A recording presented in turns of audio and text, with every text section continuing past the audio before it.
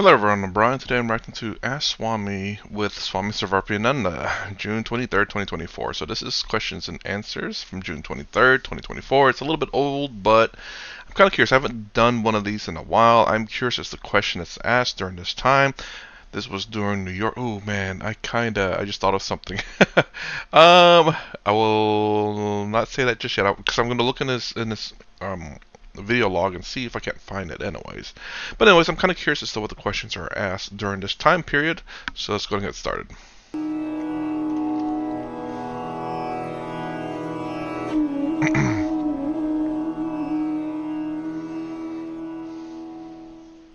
Om Asato Ma Sadgamaya Tamaso Ma Jyotirgamaya Mrityurma Amritam Gamaya. Om Shanti Shanti Shanti. Om, lead us from the unreal to the real, lead us from darkness unto light, lead us from death to immortality. Om, peace, peace, peace. Good morning, and dare I say warm welcome? Yes, I think it's an indication that summer is upon us and we need to close down for summer. This is the last session, and I thought we'll end with one of our Ask Swami sessions in this. Real quick, I guess he closes down for the summer? I will say this is kind of strange. This is not on the topic of Advaita Vedanta at all, but I watch YouTubers. I guess I'm living vicariously through them in terms of when they go to different places in America, and it's very strange. Like in apparently maybe in New York City, not every place has AC. It is further north, so it's generally speaking a very good weather all the time over there, but AC almost has become the standard in most places. I'm guessing, but I guess not. I mean, it's just interesting. I guess it's strange. So throughout most of America, I'm thinking AC is kind of a standard, and I think he's sweating a little bit. So, and I do hear the fans. I love fans, but does he really close down during the summertime though? Esther Nadal asks, in the past I studied some Buddhism, particularly Zen. I've also recently started studying some traditional yoga and your lectures on Vedanta. Although I find some of the teachings of yoga practical, inspiring, and interesting, I hold a non-dualistic view of the universe, and I am very much drawn towards Vedanta. In your lectures, you emphasize that there is an important difference between Vedanta, yoga, and Sankhya. You also say that some aspects of yoga can be helpful at the beginning for the Vedantic seeker, and the Sankhya is the basis of yoga. I'd be very grateful if you could help me understand the difference and the similarities between all these philosophies so that I can discern what tools of yoga are helpful to me without unknowingly getting out of the specific path of Vedanta. All right, that's a heavily metaphysical question, but also practical. So here goes. What Esther is referring to are the darshanas, the systematic philosophies of Hinduism. In Hinduism, traditionally we speak of 6 darshanas. I have this voice in my head of my philosophy professor saying, Professor, specifically I remember Professor Parimal Patil at the Harvard philosophy department. In one class saying, let us hear no more of 6 systems talk. That's the traditional way of talking about it, but he says, let's not hear any more of it because it is problematic in certain ways. But anyway, for our purposes, it will do. One way of looking at ancient Hindu philosophy is to look at the 6 systems. The Nyaya, the Vaisheshika, the Sankhya, the Yoga, the Purva Mimamsa and the Uttara Mimamsa. The Purva and Uttara means the earlier and the later. The Uttara Mimamsa is also called Vedanta, of which there are many schools, and the school which we are specifically talking about is Advaita Vedanta, non-dual Vedanta. Now the question is that I am sympathetic to the non-dual Vedantic worldview, but I have studied Zen Buddhism, I have studied Sankhya and yoga. I like the yogic practices, and you have also said that Sankhya is the foundation of Advaita. Then yoga practices are useful for Advaita. It's not just that I have just said it, that's part of classical Advaita Vedanta doctrine. That Sankhya constitutes the first step in Vedantic inquiry, and yogic meditation practices are very, very useful for Advaita Vedanta. Not just Advaita Vedanta, any kind of spiritual path. Yoga is basically the prototype, the epitome of all meditation practices. So here goes. One way of one way of looking at it is that these 6 systems, you can divide them into 3 groups. One group, Nyaya Vaisheshika, another group, Sankhya and Yoga, and the other group is, the other pair is the Mimamsas. The Mimamsa literally means a reverential inquiry, Pujita Vichara, reverential inquiry into the texts. Now, I will not delineate the systems. That will be like 6 systems, at least 6 classes to give an outline of what each is. But why these 3 groups? It's because these philosophies, the Nyaya and Vaisheshika, the Sankhya and Yoga, these are what are called Samana Tantra, or sister philosophies. So is Purva Mimamsa and Uttara Mimamsa, but with an important difference. The Nyaya, Vaisheshika, Sankhya, Yoga, they get along very well together. They are sisters who are very friendly to be with each other. But the Purva Mimamsa and Uttara Mimamsa generally are sisters. They are sisters too, but they don't get along well with each other. They have huge conflicts, some huge conflicts between themselves. All right. The next point I want to make is that Sankhya and Yoga, being sister philosophies, or in Sanskrit Samana Tantra, they hold, there is very little disagreement between them. They have the same worldview. And what worldview is that? It's a very logical, very elegant worldview. We are awareness, consciousness, and everything else appears to us. So whatever appears to you, whatever you experience, this world, which we experience through our senses, which we experience through our scientific investigations, this world, including all the people and all the living beings in it and all the non-living things in it, from the tiniest particle to the largest galaxy and so on, this is the world. And then also our own body, our senses, our mind, the intellect, which we are using right now to say all these things, all of it, from the external world, from the farthest galaxy, to this body, and indeed the subtle mind and intellect which we all take to be ourselves, all of that is not you, is not us really. All of that belongs to nature.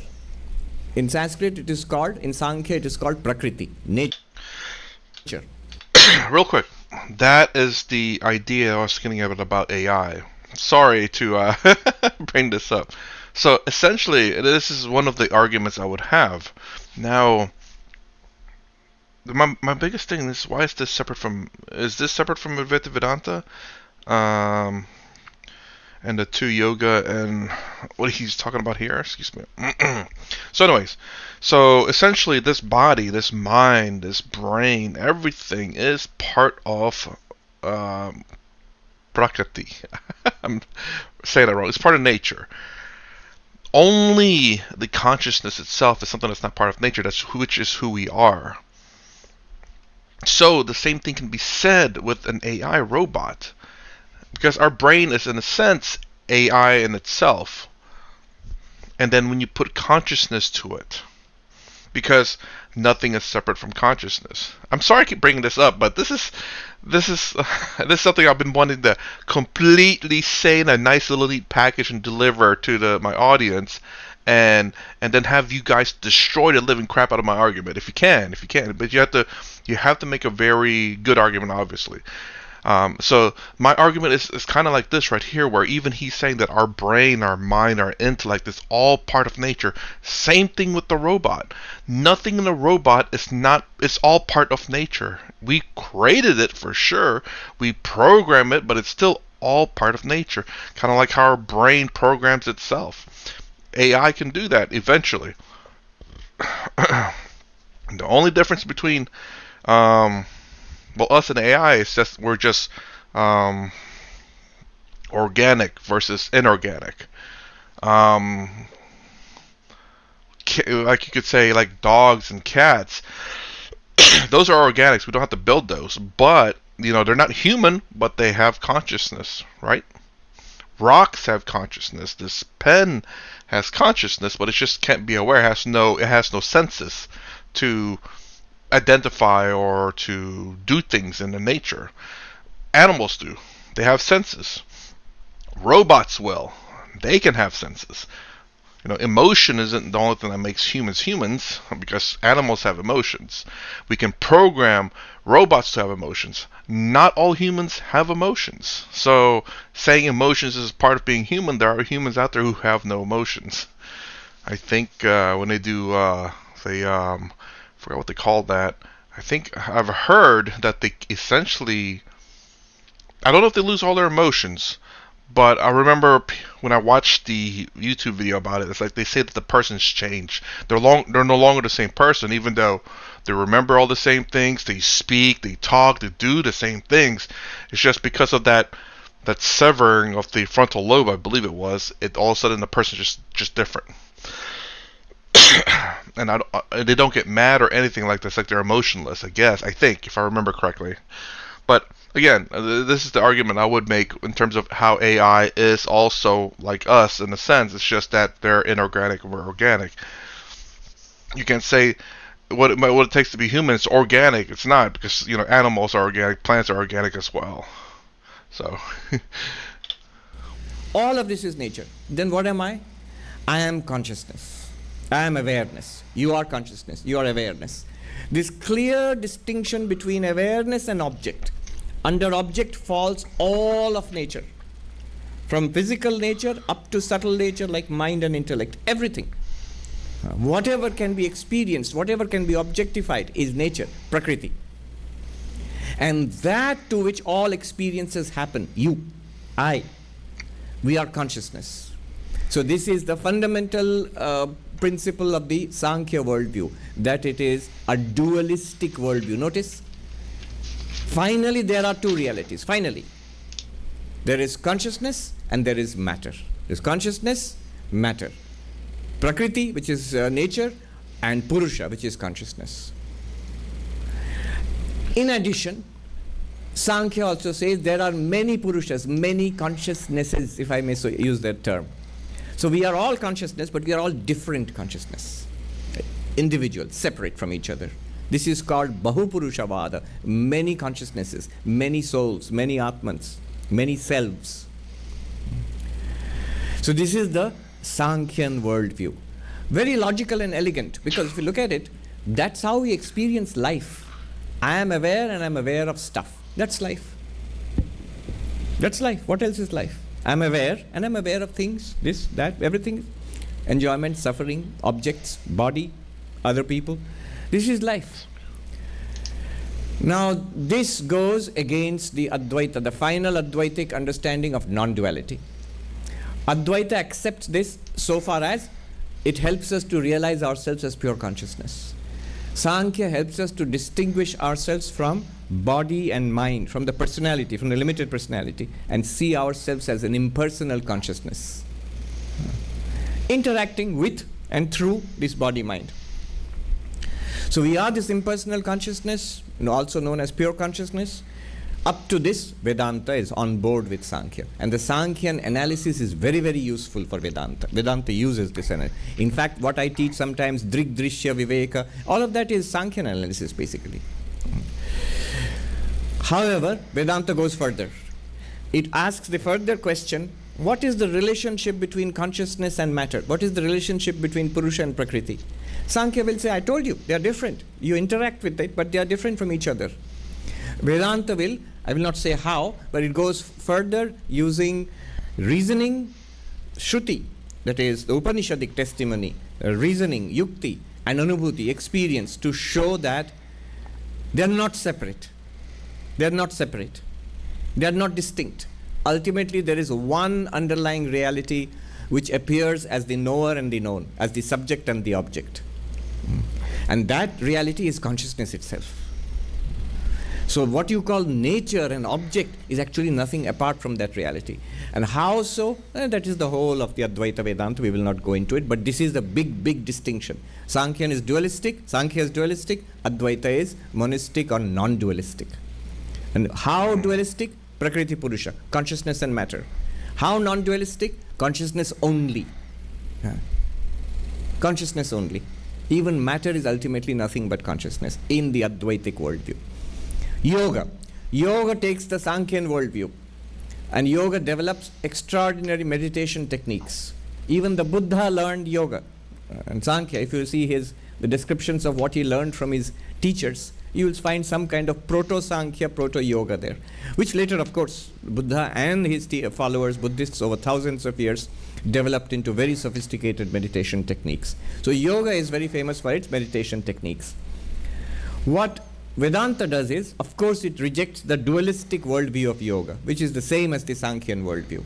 Vedanta says, no, Prakriti and Purusha, matter and consciousness are not separate. They are one reality, which is consciousness itself. What about the yogic? So in Sankhya, it borrows the Sankhyan analysis as a preliminary. From yoga, what does Vedanta borrow? Vedanta borrows meditation. The method of training the attention, how you sit, how you breathe, how you withdraw your attention from the world, how you turn inwards, how you settle down and focus and then be absorbed in samadhi. These techniques are universally applicable. Anybody who has a mind, a psychology, can apply these techniques. And so can Vedantists. Only Vedantists adapt it for realizing the truth. You get a realization of the truth through Vedantic hearing and reasoning, and then to make it a living reality, to assimilate this truth, to transform this personality using this realization. That is what Vedanta does, using yogic meditation. So this is the difference. And the Brahma Sutras say, Etena yoga pratyuktaha, by this yoga is set aside. So what is set aside by Vedanta? Yoga as a philosophy, not yoga as a practice. The dualistic side of yoga is set aside. Specifically that matter and consciousness are separate realities? No, ultimately not. Also that there are many consciousnesses? No, ultimately there is one consciousness. And you are that. Good. That was relatively easy to answer, I just have to go back to my Indian philosophy lessons. All right, please raise your hands. I'll come to you. So very interesting. Again, I'm kind of like, I understand both perspectives. Let's write down how to spell it. And I was looking it up on my phone because the way I spelled it and the way it's spelling on the subtitles was just completely wrong. And like every time it just says something else different. I'm like, I'll do the best I can. And like I understand the dualistic point of view and then the non-dual point of view. It both makes sense. I guess the only thing is just the sheer fact that what makes Samkhya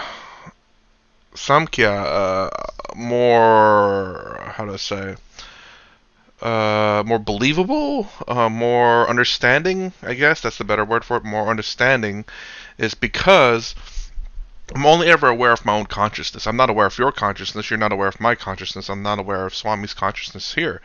So that's, like, in a sense, proof of many consciousness. Obviously we're all conscious, and we're not aware of other consciousness. Now, if someone is able to tap into my consciousness, then that would disprove it would disprove how my consciousness is only my own. It could prove if he can tap into my consciousness and see what I'm thinking, then it would prove that there's a link between our consciousness. Not necessarily everyone else, because he hasn't proven that point. I mean, it's, how do I say this? It kind of has to be difficult to prove, because if it's easy to, not easy to prove, but if it's easy to, that's not the right word. has to be difficult to prove and not easy to believe. Because if it's easy to believe, then everyone's just going to believe it, and everyone can just be fools or can be followers, And anyone can say anything, and they'll say, "Oh yeah, I believe it." And that's where a lot of scams or cults or whatever happens. That's the reason why I really, whenever he talked about, well, it's not just him, but a lot of the Swamis and Gurus that I watch, when they go to get together to different schools and they make arguments with each other, not argue with each other, but arguments for their philosophy to try to destroy one's philosophy. Mind you, when I say destroy, I don't mean like they're trying to beat them or anything, but by trying to destroy the argument by like, hey, this is contradictory, doesn't make sense. And that's really cool. That's how we should have discussions in modern time, but no, we don't. Anyways, so and that's the reason why, like, even if someone were to tap into my consciousness and able to read my mind, that just proves that he can tap into my own, but not necessarily everyone else. Now, it's going to be, I'm not going to automatically assume, so, well, I guess if he can tap into mine, he can tap into anyone else's, because maybe he can only tap into mine. And why is that? I have no idea, but I mean, it's proof enough for me that he can tap into my own. But it's not proof enough for me that he can tap into everyone else's. So that's the reason why I believe it should be kind of a, how do I say? It's difficult to prove. Is that the right word? Because it shouldn't be easily believed. That might be the right phrasing. It should be difficult to prove, and it shouldn't be easily believed. Because if him saying that, tap into my brain and can think what I think, now all of a sudden I believe him to be true. What if he just happened to guess those things correctly, And I'm like, okay, I believe it. He's the one. He's the right one, and he's a scammer or something, or he's whatever, manipulative or whatever. So that's why you shouldn't necessarily believe right off bat, no matter what anyone says, including my own. Gentleman there, please come here. Tell us your name and ask the question. Pranam Swamiji. My name is Raj Hajaria. I am coming from Kingdom of Bahrain. Oh, we have a visitor from a distant land. Yes. I have had the pleasure of meeting you in 2018 and 2019 here, and after 5 years I am again coming. Swamiji, my question is with reference to a recent YouTube video I saw of you and Swami Pranav Puri. In Hindi, yes. talking about very inspiring lecture. In that, Swami Pranavji explained that why, in spite of all the knowledge and analysis and understanding we have in our mind, transformation doesn't happen. And he gave the reason was our buddhi does not accept it. My question is, what should I do to make my buddhi accept it? I'm going to try to understand this correctly before Swami here answers. So basically, someone has a full understanding of Advaita Vedanta, but yet he is not enlightened because his buddhi is not accepting the enlightenment or the understanding of it. Like you mentally understand it, but you spiritually don't, maybe? It's you have got the central point of what Swami Pranav Chaitanya Puriji said, and it's an important, I would say it's a buyer beware, a caution for those who are buying into Advaita, which is what I teach primarily here. But it's a caution, and he's also a non-dualist, he's also an Advaitin. But he said, before the session we were walking in Central Park and he told me that he has come across numerous such examples, including monks who have given up everything in the world and just dedicated themselves to the study and practice of this. So the important distinction he drove, this is only for Advaita Vedanta, important distinction he drove was the distinction between understanding and acceptance. So the buddhi may understand, the intellect may understand what is being said, but may not accept it. Acceptance is more of an emotional thing. So, for example, somebody might understand the texts, somebody might understand all the arguments, and even feel, I have understood, and also make the mistake, I have realized. But it's a mistake. Not so fast. It is better to It is better to have realized it and still claim no realization at all, no enlightenment at all. Just say I am a seeker. No harm will be done that way. Rather than the other way around, I have not realized and I claim realization, I am not enlightened and I claim enlightenment. A lot of harm is done to one's own spiritual progress and to others also. Yeah, that makes sense, because you're gonna stop. You're gonna stop your seeking of enlightenment because you think you're enlightened. Obviously, yeah. I mean, that's kind of my perspective. I mean, I don't know if I'm enlightened now. I seriously doubt it. I mean, I have come to easing of suffering. I know that because I don't suffer as much. And I do understand a lot of situations where I would suffer maybe a little bit and I don't. So that I can recognize. I understand I'm not perfect in it, that I'm still flawed in it. So I know, again, like I said, I'm not perfect in it. There's still work to be done. But yeah. Because this person has really understood and knows all the texts backwards and forwards and can explain it to you and feels convinced about it. So there is power in what that person is saying, is explaining. And after all, it's the truth. So it has power. But what happens is, no, internally somewhere, at maybe a subconscious level, one really hasn't accepted. How will we know at all? No. First of all, why aren't we accepting it? One Tibetan Buddhist put it very beautifully. This is a Tibetan Buddhist. He said, it's a translation of a Tibetan poem, I think. He said, why it is difficult to accept the final Advaitic truth that I am Brahman? Because it's too close to realize it. It's too close to you. It is you. It's closer than the closest. Second, it is too subtle to understand. The texts you can understand, logic you can understand, but what it is pointing towards, it's too subtle for the mind to grasp. Third, he said, it is too simple to accept. Too simple to accept. I mean, I'm laughing at this because when you really think about Advaita Vedanta, it is very simple. It is so simple, but it is so hard at the same time. How does that make sense? It doesn't. It seems illogical. But it's the truth. The truth and the reality of who you or what you are is very simple, but yet somehow it's so hard to accept. You are Brahman. You are the one consciousness. Yet somehow, even when you know this, even if you want to try to accept it, it's kind of hard to truly believe it. At least at first. And just the sheer fact that I say, oh, it's very simple, it's very easy. Just accept that you're Brahman. And then boom, done. You're enlightened, right? So simple, yet so hard. Vivekananda called it an open secret.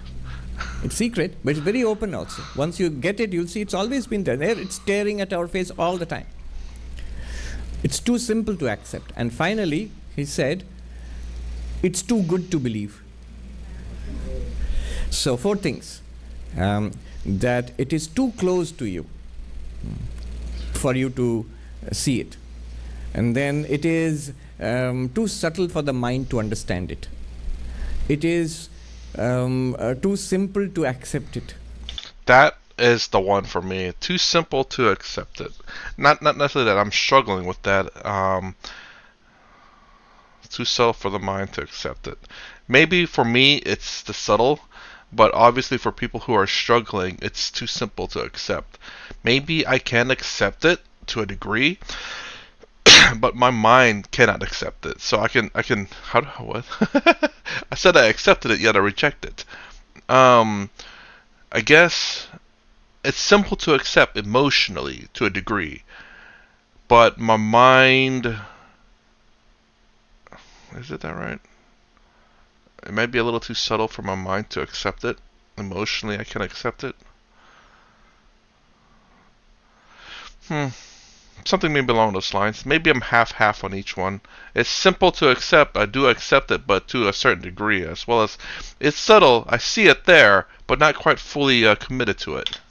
And it is too good to, or it is too simple to see, to believe it. And it is too simple to accept it, and too good to believe. It's too good to believe. That's why it's not so easy. All right. How do I know that this problem, I have this problem? Well, first of all, one must have a clarity about Advaita Vedanta. Most don't have that also. It takes quite a bit of time and effort and investigation, study, practice to get that clarity. After that, something is remaining to be achieved. How will we know? A very good test is life. A life is still bothering me. I still haven't solved my own personal problems. That's a red flag. I still get irritated and upset. I still get unhappy. I still have complaints about this and that. And of course we have. Well, then we are not enlightened. The enlightened person has no complaint about anything. I was just reading today in the Vivek Chudamani, characteristics of the enlightened. Yasya prajna sthita, first characteristic. Second characteristic, yasya anando nirantara. Third characteristic, yasya prapancho vismrita praya yasya. Three characteristics of the enlightened. Sajivan mukta uchyate. That person is said to be liberated in life. Three characteristics. Whose realization, whose wisdom that I am Brahman is settled, unshakably settled. None of that. In the class I got it, but after that it's gone. No? Then it's not enlightenment. In meditation I am fine. When I open my eyes I am not fine. No? Then it's not enlightenment. I get it sometimes, then I get confused. No? Then it's not enlightened. It's done. I have realized everything, but I'm not centered in it. Sometimes it's there, sometimes I'm the person. Sometimes I'm awareness, sometimes I'm the person. No, then you're not enlightened. Yasya prajna sthita. That's why the term for enlightened person in the Bhagavad Gita is sthita prajna, one of centered wisdom or stabilized wisdom, the sage of stabilized wisdom. First characteristic of the enlightened one. Never will there be any doubt. Never will there be any shaking. It is effortless, steadily available. Just as I think, I am this guy sitting here. That will be as clear as that I am Brahman. Second, your satisfaction, your bliss, your fulfillment. I won't say delight or joy, but your fulfillment, satisfaction will be unbroken. Nirantara, unbroken. It will always be there. Third, that the world will be almost forgotten. What we call the world, it still appears to you. And you see that you have a body, you see that you have a mind, you have a personality, you have a history, and there are people. All of this will be shadow-like or dream-like to you. It will still be, it will appear. But the reality behind them is so clear, just like the water in the wave, the clay in the pot, and the wood in this table, so clear that the name and form and activity will sort of fade to the background. Still be there, just like every you'll see like everybody else. Vismita praya, which is almost forgotten. You'll never be confused. Let me tell you this nice, cute anecdote I heard. It's true. Well, I'm going to pause right here, actually, but I want to go back real quick. This is the end of essentially this video. It's going to be a couple of parts, but I do want to go back real quick, and I do have a question. So we're going to stop at 21. So, the interesting thing he speaks here about the enlightened. There's something he said, which kind of, I want to ask a question. I'm trying to remember where it was at. A life is still bothering me. I still haven't solved my own personal problems. That's a red flag. I still get irritated and upset. I still get irritated and upset. Unhappy. I still get unhappy. I still have complaints about this and that. And of course we have. Well, then we are not enlightened. Okay. So these couple of things here. Life is still bothering me. I still haven't solved my own personal problems. That's a red flag. I still get irritated and upset. So I still get upset. So not necessarily irritated and upset, but I get irritated and I also get upset. Two separate things. I'm assuming that's like two different categories of saying. Not the same thing. Like I'm irritated because I'm upset because I'm irritated kind of deal. It's more like I'm irritated, also I get upset. So upset doesn't necessarily mean like someone else is bothering you. It's just that you're upset about something. It could be something sad, genuinely sadness, like you're upset because your mother's missing, or you're upset because, um, just someone passed away. Upset doesn't mean angry necessarily. It's just that um, you're emotional in a sense, I guess. I still get unhappy. I still have complaints about this and that. And of course, I still get unhappy. So unhappy. So I still get unhappy. So this is the thing that I was kind of confused about. Now it's kind of come back because of what Swami here has said. So I know people consider Swami Vivekananda to be enlightened, but yet he has gotten upset in the sense that he would cry, he would be sad, he would be, I believe, unhappy. Again, I've heard this from, I do believe, Swami here, but then he says this: if you get unhappy or upset, you're not enlightened. So now I'm confused. Like I can understand, like there's others saying that, like, the body, the mind, the intellect is all part of Maya.